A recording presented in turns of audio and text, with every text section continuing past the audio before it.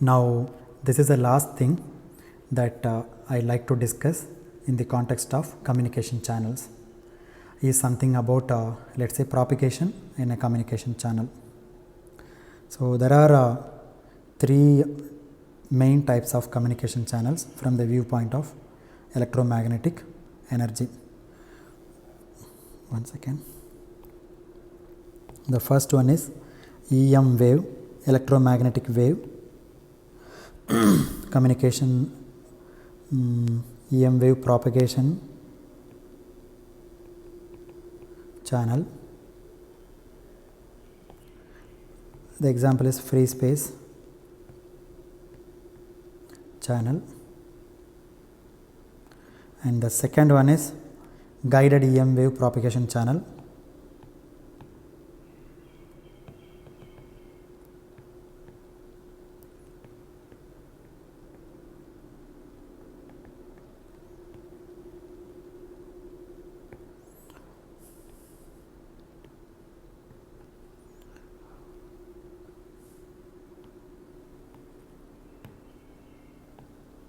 And the third one is optical channels. These are elementary things we are not going to discuss in detail. Let us try to understand on the periphery. So I am looking at types of communication channels from this point of view. Okay, like guided EM wave propagation, then EM wave propagation channel like in the free space channel. Okay, and optical channels. Again, my original point that I made sometime in the last lecture, that we are talking about electrical communication which happens because of the transmission of electromagnetic energy. Okay, so because of this transmission of electromagnetic energy only the electrical communication takes place. That electromagnetic energy may be carried in a pair of wires, pair of copper wires. I am repeatedly telling this example. First one, the second one is through a cable, I mean a coaxial cable, and through free space or air also you can consider, and through fibers. So you can characterize all these communication channels from the point of view of propagation also, how the electromagnetic energy is propagated, how the energy actually propagates in this various media.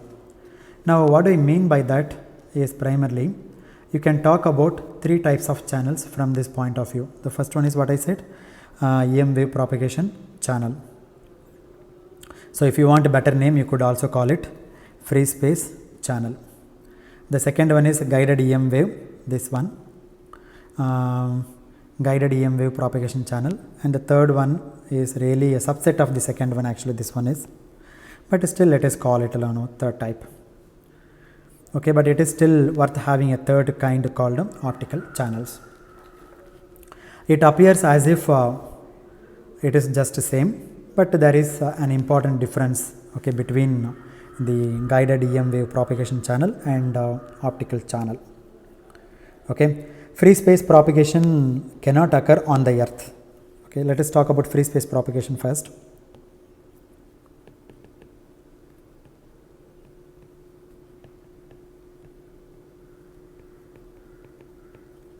And this free space propagation cannot occur on the earth. Okay, now you can ask a question, why this free space propagation cannot occur on the earth? Okay, the statement itself gives the answer. Free space. So you have the surface of the earth like this, and here there is a free space above the earth, but here below the earth there is no free space. Actually speaking, there is no free space in and around on the earth. Okay, so there is no free space actually. Okay, we are living on the earth, and in that surface of the earth there is no free space. So the atmosphere looks like a free space to us, but it is not adjacent, but it is adjacent to the earth. So there is a boundary here. there is a boundary. So truly speaking, anybody on the earth, you cannot have true free space propagation. True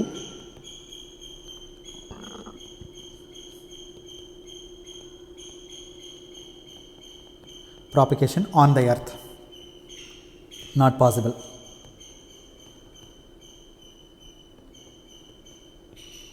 On the surface of the earth. But you can have true free space propagation in space, let's say far away from the earth, let's say some heavenly bodies, some thousands of miles, okay, and between the 2 points away from the thousands of miles, let's say this is point A and this is point B. In between you can have free space propagation, you can have it. Because in free space propagation that you might have learnt, basically the wave propagates through spherical wave fronts. Spherical wave fronts. Recall from your electromagnetic waves theory. Spherical wave fronts are simply not possible to support in any conductor. So the spherical wave fronts propagate only in the free space. Okay, and it will not propagate in a conductor or in any object, because which will disturb the wave fronts. So earth is very much approximated to every kind of situation, like you can approximate like a conductor. So okay, so free channel really exists only in the true free space. Approximately you can also have free space near in the neighborhood, provided make sure that you are more or less working above somewhere. Now again let me draw the earth. Not this much curvature, maybe I will draw like this, little flat.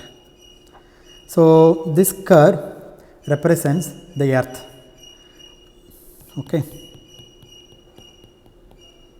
and let's say you have a transmitting antenna here, TX.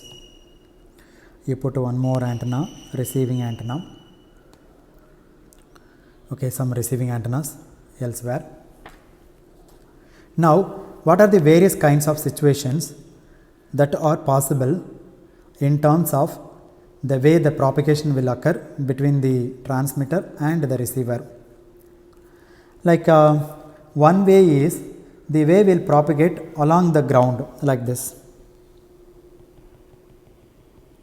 along the ground. For example, from the transmitter to the nearby receiver, the actual propagation path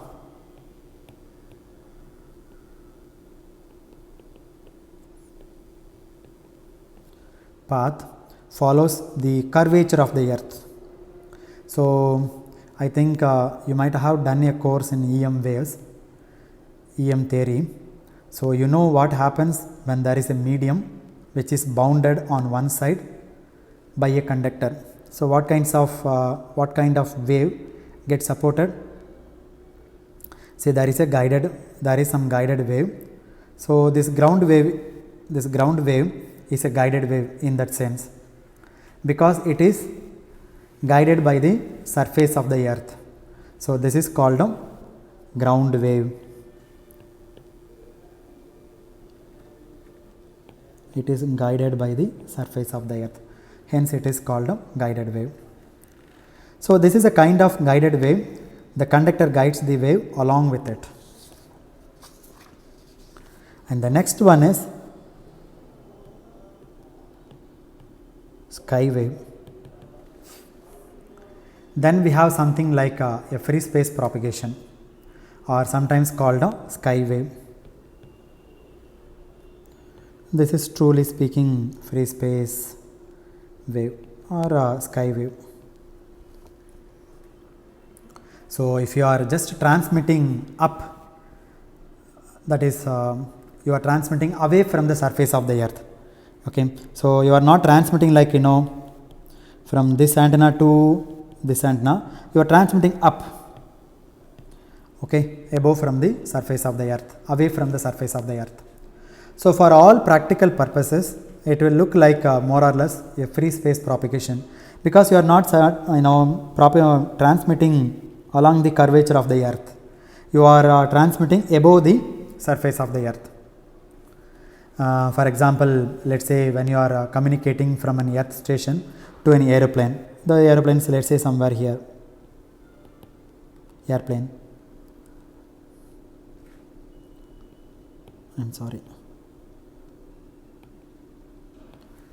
Okay, so let me point this point as a aeroplane. Okay, so communicating object is situated considerably above the surface of the earth, let's say some 1 or 2 kilometers above the surface of the earth. So for example, you are making a transmission to the satellite. As I said, the satellite is sitting around 36,000 kilometers. Your satellite is like this,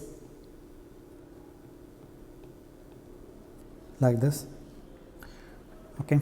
So if you are just transmitting away from the earth, that is above from the earth, then there is a slight difference between the sky wave and the ground wave.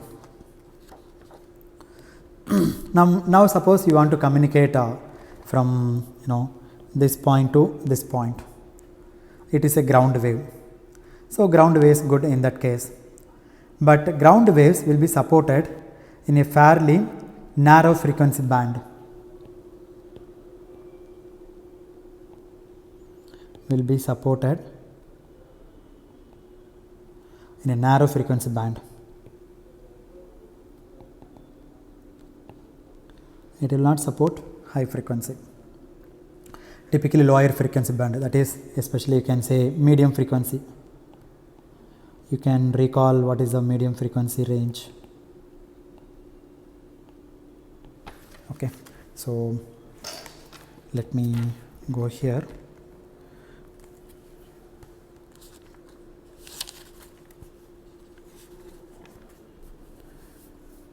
It is 0.3 to 3 megahertz. This is your medium frequency range. I mean 300 kilohertz to 3000 kilohertz. Generally your AM radio is working in that frequency range. As you go up higher in frequency, what will happen? The earth looks like a conductor and also has some problems, because when the frequency is more and more, then the skin effect will come into the picture, and the attenuation and things like that will come into the picture. So attenuation becomes so strong at higher frequencies. If you move away from the medium frequency about 3 megahertz, so attenuation becomes significant. It is so strong at a high frequency, and the ground waves really cannot be used as a propagation mode for communication over large distance at a higher frequencies, because as you go up in frequency, the attenuation increases significantly. So therefore lower frequency is ideally suited for ground waves. If you go high frequency, then attenuation and skin effect will come. Beyond medium frequency, then skin effect. Recall what we mean by skin effect from your EM waves. Then attenuation will be significant. Okay. So ground wave is really typically useful for lower frequencies or higher wavelength. When I say lower frequency, it means higher wavelength. And then when I say higher frequency, then it indicates lower wavelength. Okay. So when you go to the higher frequencies, this ground wave is not very useful. Okay. But however, this kind of thing is possible. Suppose this is a satellite and this is your earth station. In between you can use a higher frequency, not a problem. Okay, so this kind of thing is possible. straight line propagation. This is called a straight line propagation.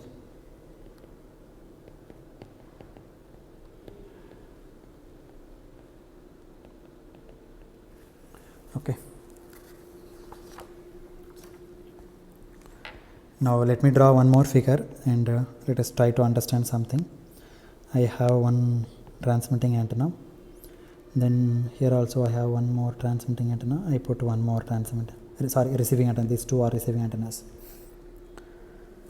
Okay, let's say you have two height towers, tower 1 and tower 2 on the surface of the earth.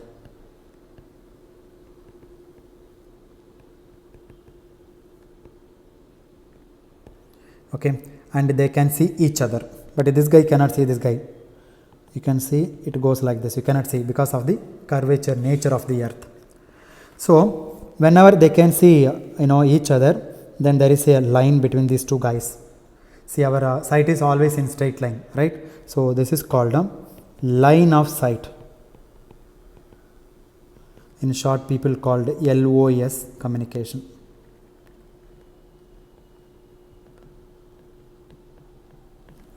Okay, so something called a straight line propagation.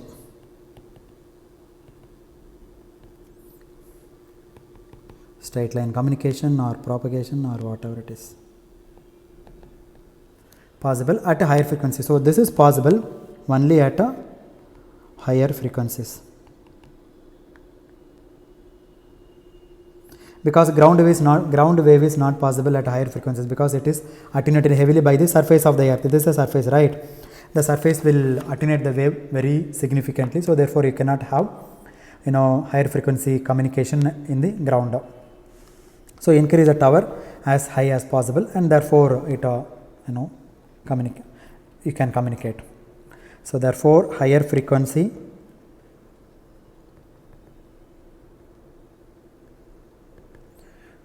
there we use a straight line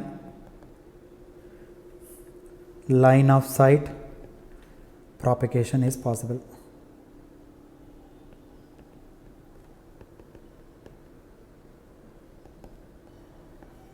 Okay. Now if you want to work with at a higher frequency, then there is a limitation as to how much distance you can communicate. Suppose I draw one more figure. See, the earth is like this. You put an antenna and then you can put antenna like this. You can see up to this point. Suppose I want to communicate in this point earth, then you have to put the antenna this much height. Then only the line of sight communication is possible. Then you can see the antenna. So this height will be a few kilometers. You cannot put it. It's not practically possible. It is impossible to have very high tower antenna.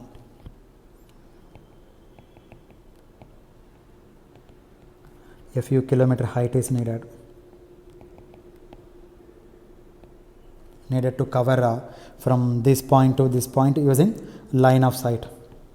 Of course, line of sight communication is possible, but you have to increase the antenna tower height, not antenna tower height significantly in terms of few kilometers. It's the antenna tower should be very, very tall, otherwise you cannot have line of sight communication. So there is a problem. So in this situation, how will you do the communication? Because the propagation will have to be a straight line, propagation or line of sight propagation. Because of the curvature, earth curvature, there is a certain distance beyond which you cannot see. If the antenna height is this much, then you cannot see this height, this antenna. Okay, so you cannot see beyond certain distance. Depending on the height of the antenna here in this point, okay, maybe you can go up to this point. Beyond that you cannot go. If you go, then what happens? There is a tangent. So you will go up to here, up to this point, and you cannot go to the y point, but you can go up to x point. So after the x point, then you cannot see the antenna at this y point, because let's say this point is y. So what do I do in such a case? How can I communicate? So if you want to carry out high frequency communications between two largely remote stations very far away, then how will you do the communication? You will need somebody else to come into the picture in between you and that guy. So your antenna is here, and here I cannot increase the antenna to the very tall height. So there is a tangent. Beyond that, the signal will be attenuated. I cannot reach this point. So somebody else has to come here. So you transmit the signal and reach the point and it gets reflected, so that there is a possibility to cover the remote locations. Okay. So therefore, you will transmit the wave up, and the wave gets reflected back. Okay. So you transmit it up, you put some reflector here. That reflection can happens in two ways, either passive way or active way. Okay. One is you can do it by satellite, and another one is through a passive reflector. Okay. So the passive reflector is, the best example is ionosphere. Okay. So through an effect that is present above the surface of the earth. Okay. So above the surface of the earth there is a layer of charged particles, and these charged particles are there somewhere a few kilometers above the surface of the earth, which is called ionosphere. Okay. So this is my ionosphere transmitting antenna, the wave goes and bends back and reaches my receiving antenna. So this is the ionosphere. So if a wave is sent up, it will get bent like that. Actual propagation will looks like this. Of course, it is not a straight line, but it is a curvature. It is bent and comes back, because there is a refraction taking place at the ionosphere itself. This refraction is due to the presence of ionosphere. So ionosphere is a very nice natural phenomenon which helps us to carry out long distance propagation at higher frequencies. Now this is useful at higher frequencies. Now one can ask a question: how much higher? Okay, and this ionosphere will not support all higher frequencies. It may support up to 30 megahertz or 32 or 35 megahertz. Beyond that, the ionosphere will not reflect the signals. Okay. So if your frequencies are still higher, the wave will skip the ionosphere. It will escape from the ionosphere. They will go out of the earth. Okay, they will pass the ionosphere and it will go out. They will never come back. Okay, so that is a problem. So you will not see the wave again. Okay, so you have to use some other means. So how do you do that? So you have this earth, you put a satellite here above 30 megahertz, then you cannot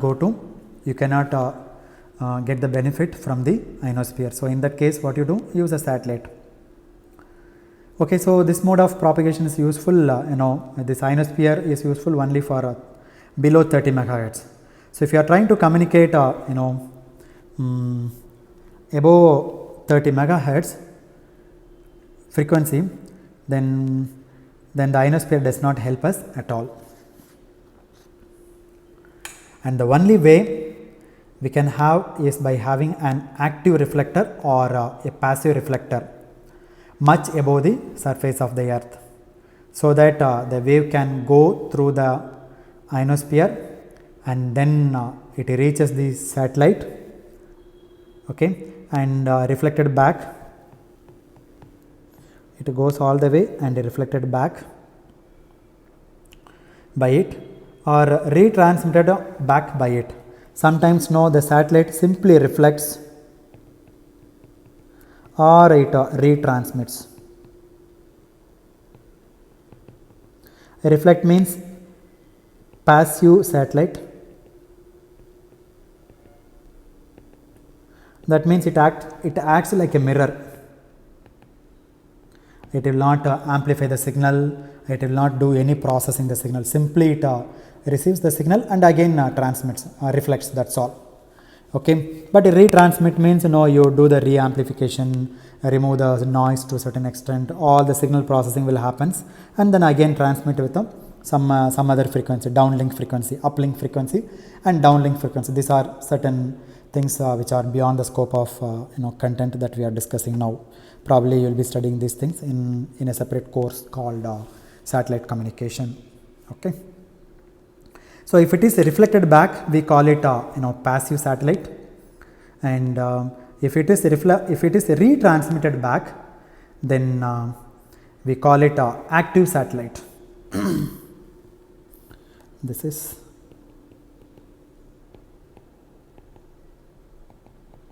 satellite. So this is the overview of the first two kinds of channels. Okay, guided channels. Okay, free space channel. But more importantly, amongst guided wave propagation, you can also have guided wave channels. Okay, that is free space Gaia EM wave propagation. Then let us talk about guided wave channels. Okay, like you also have every kind of communication that takes place through cables or pairs of wires.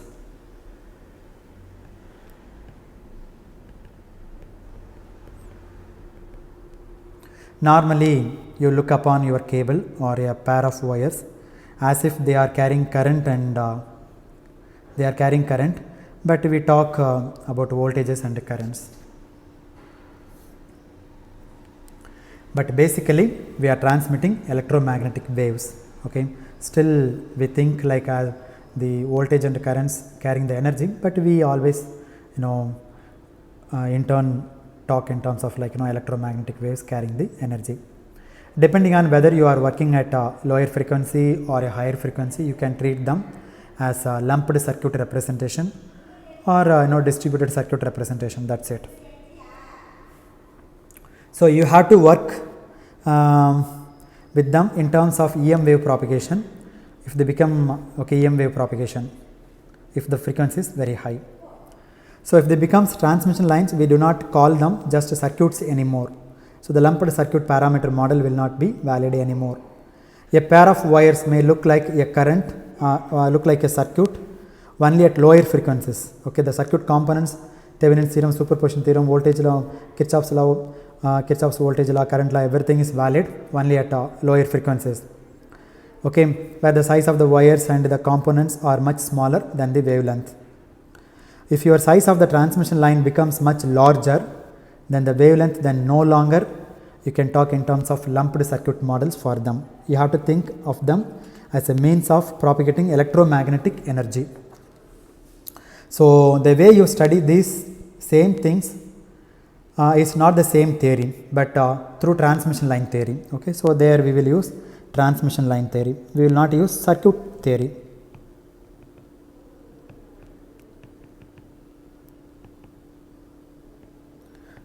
Okay, transmission line theory that we will employ here. Okay, next let me talk about waveguides, which can also be used as a guided wave channels. This is what waveguides. Waveguides are essential, essentially either cylindrical in shape like this, or rectangle in shape. No, I am drawing this diagram very badly. Okay, so rectangular in shape. Okay, so these waveguides are used to connect your transmitter and the antenna. If you go to the countryside, you can see the satellite towers are sprouted out. You can have an antenna. Okay, and here somewhere sitting your transmitter. The transmitter is connected to the antenna via something called guided waveguides. Okay, so these waveguides can be in rectangular shape or cylindrical shape, I mean the cross section is circle, or elliptical also used in certain applications. So now to get the energy from the transmitter to the receiver, we use a waveguide. Actually it is a pipe, actually copper pipe, nothing else. Literally it is a copper pipe. The copper pipe is either a cylindrical pipe or a rectangular pipe. So that is again guided waves. So the waves which are propagating through the copper pipe is called guided waves. Finally, let us move on to optical channels. And of course, this is a very vast and wide topic. Probably you'll be studying this course in the higher semester called optical communication or optical networks. I'll give a little flavor about this. Okay, so this is optical channel. You can have two kinds of optical channels. One is fiber optic channel in a closed environment like silicon glass, and the another one is free space optical channels.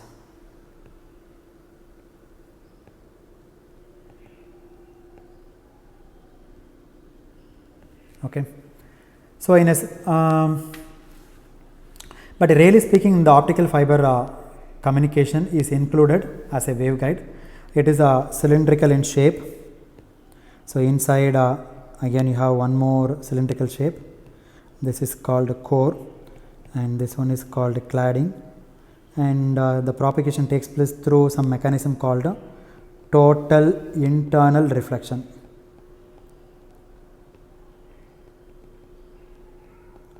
Total internal reflection.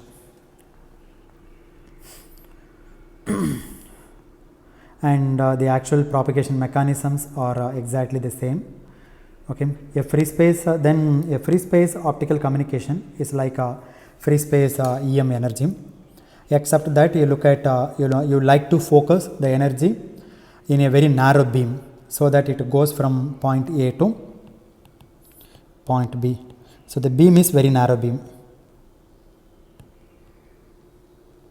You will not transmit the energy over a wide range or wide angle. So you will concentrate only in very narrow spot. Like instead of transmitting like this, you will transmit like this, very narrow beam. So this is narrow beam, and this is wide beam. Probably you will study these things in your antenna course.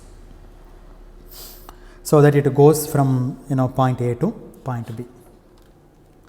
So that's a very commonly used that is very commonly used in free space probes, okay, that we send up. But it is also used for many terrestrial applications today, from building to building in a college or in a company or in a software industry. There people use free space optical communication. Instead of running the LAN cable, then you can use free space optics communication. Okay, so I think with this I will conclude this talk on communication channels. Okay, thank you very much.